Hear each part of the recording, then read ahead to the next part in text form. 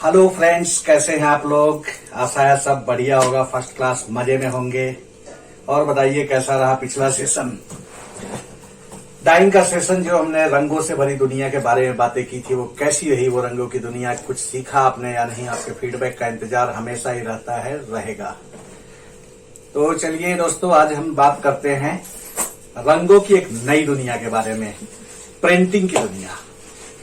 तो सबसे पहले हम जाने कि डाइंग और प्रिंटिंग में फर्क क्या है। एक्चुअल प्रिंटिंग भी रंगों से ही उकेरी गई एक विशेष आकृति होती है। लगभग रंग वही यूज होते हैं। उन रंगों को नियंत्रित क्षेत्र में, हमें फूल बनाना है, फूल जितना हमें पत्तियां बनानी है, हरे रंग की पत्तियों जितनी हमें कुछ भी बनाना हो, उसके अंदर कोई भी रंग भरने हो, उसको एक स्क्रीन डिजाइन के माध्यम से हम कलर को फिल करते हैं जहां जरूरत है वहां, और इस तरह हमें मिलता है प्रिंटेड फैब्रिक। तो इसके लिए सबसे पहले हमने देखा कि डिजाइन चाहिए, स्क्रीन चाहिए होता है। तो स्क्रीन एक बहुत बारीक छेदों वाला जाल टाइप का होता है। उसमें जो डिजाइन, सपोज हमको फ्लावर चाहिए तो फ्लावर जितना जाली हम ओपन रखते हैं, बाकी को कोटिंग से भर देते हैं। फिर पत्तियां चाहिए, पत्तियों इतना डिजाइन छोड़ दिए, बाकी को कोटिंग से भर दिए। इस तरह से स्क्रीन का निर्माण किया जाता है। वो स्क्रीन आयताकार हो सकता है, उससे हम टेबल प्रिंट करते हैं। उस स्क्रीन को हम एक मशीन पे भी लगा के स्पीड बढ़ा के कर सकते हैं। उस मशीन को कहते हैं फ्लैट बेड मशीन। और इन दोनों प्रक्रिया में ज्वाइंट आने की संभावना होती है। एक स्क्रीन पे डिजाइन खींचे, फिर दूसरे पे खींचे तो उसमें एक ज्वाइंट आएगा। इस प्रोसेस को खत्म करने के लिए और आउटपुट को बढ़ाने के लिए इस स्क्रीन को रोलर फॉर्म में बनाया गया और उसको ऑटोमेटिक मशीन पे चलाया गया। उस मशीन को कहते हैं रोटरी प्रिंटिंग मशीन। तो आइए चले, पहले हम जाली, स्क्रीन, फ्लैट बेड और रोटरी मशीन को देखें।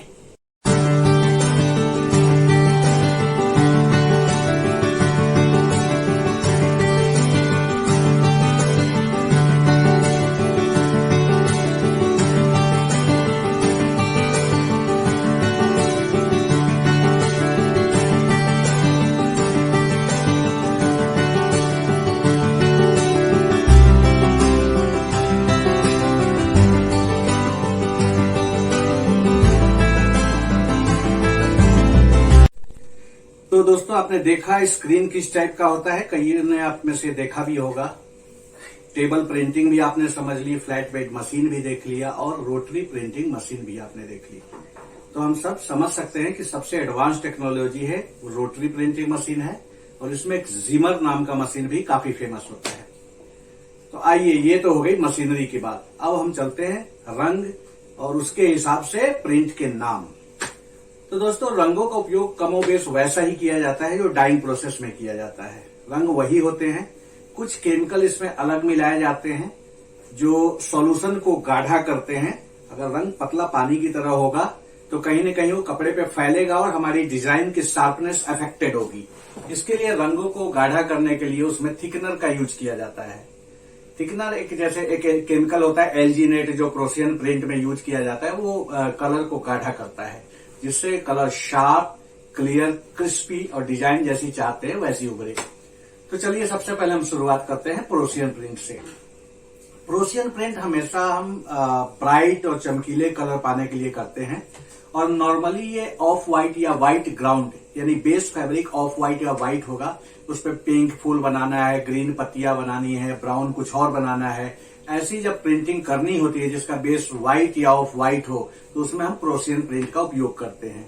या फिर दूसरा प्रोशियन प्रिंट होता है कि बीच में फूल पत्तियां हुई और उसके साइड में एक कलर का बैकग्राउंड है, लेकिन वो पूरा प्रिंटिंग प्रोसेस से बनाया गया, तो उसको प्रोशियन ब्लॉच प्रिंट कहते हैं। तो ये तो हो गया प्रोशियन प्रिंट। अब अगला प्रिंट जो बहुत फेमस है उसको हम कहते हैं डिस्चार्ज प्रिंट।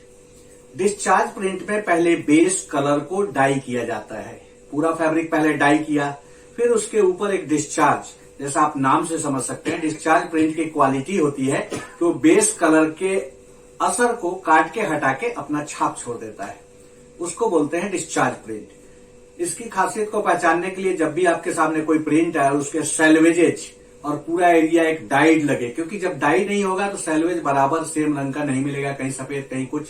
अगर ब्लॉच प्रिंट है तो लेकिन डिस्चार्ज में पूरा सेलवेज दोनों साइड बराबर डाई होगा, बेस कलर की तरह दिखेगा, उसमें कोई व्हाइटनेस या कुछ अदर कलर नहीं दिखेंगे। तो वो हो गया डिस्चार्ज प्रिंट। ये काफी टफ प्रिंट है, काफी अलग प्रिंट है, लेकिन इसकी फास्टनेस बड़ी स्ट्रांग होती है क्योंकि इस प्रिंट को पहले करते हैं, उसके बाद एयरिंग करते हैं, हवा में एक्सेसिव जो केमिकल है उसको वेपर वाष्पीकरण के द्वारा उड़ा देते हैं।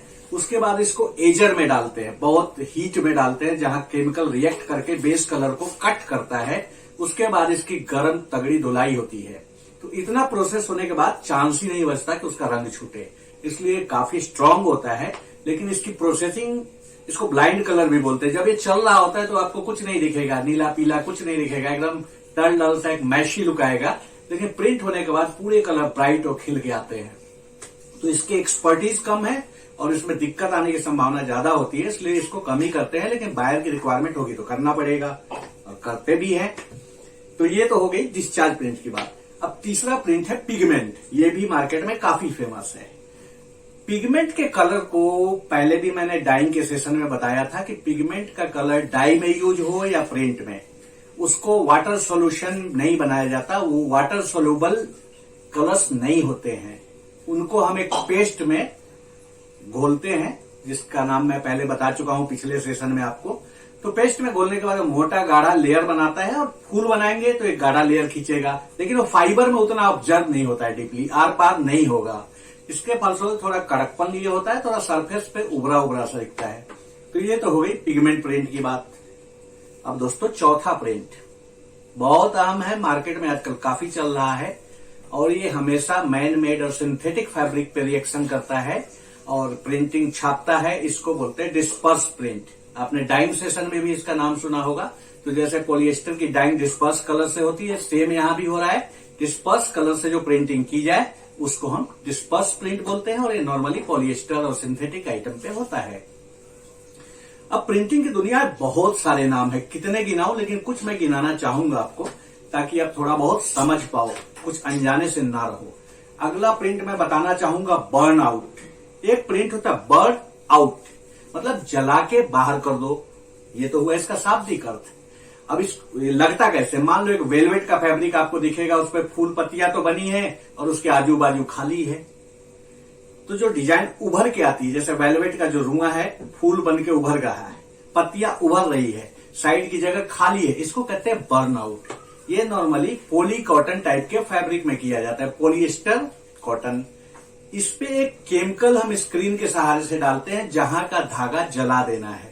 कॉटन के धागे जल जाते हैं, पॉलिएस्टर के धागे से नहीं जलते। तो मान लो एक पूरा सरफेस वेलवेट है, उस पर फूल बनाना है, तो फूल लाइक जगह छोड़ दिए, बाकी आसपास केमिकल चला दिए। थोड़ी देर बाद रिएक्शन के बाद वहां का रुआ हट जाता है, इसको बोलते हैं बर्न आउट। शायद आपने देखा भी होगा और मेरे ख्याल आप समझ जाएंगे कि क्या है बर्न आउट। बताइएगा जरूर आपने समझा या नहीं। अब सेम बर्न आउट की तरह एक और प्रिंट होता है।